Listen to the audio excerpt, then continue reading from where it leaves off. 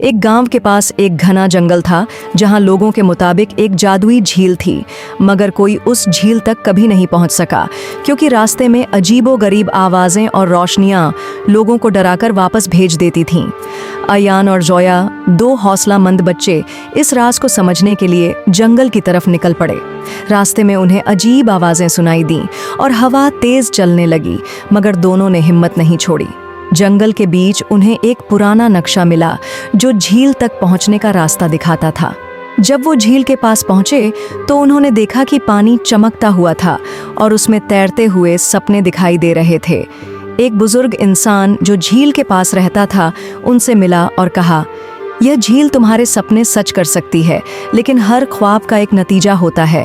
तुम्हें समझदारी और जिम्मेदारी के साथ अपने सपने चुनने होंगे। अयान ने कहा, मुझे एक साइंटिस्ट बनना है जो लोगों के मसले हल करे। जोया बोली, मैं अपने गांव के लिए एक स्कूल बनाना चाहती हूँ।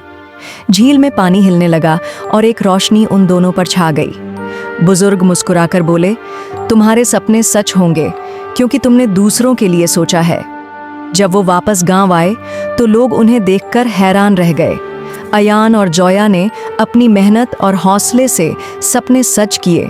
उनका इल्म और स्कूल पूरी दुनिया में मशहूर हो गया और उन्हें पता चल गया कि असली जादुई ताकत हौसला, मेहनत और दूसरों की मदद करने की लगन है।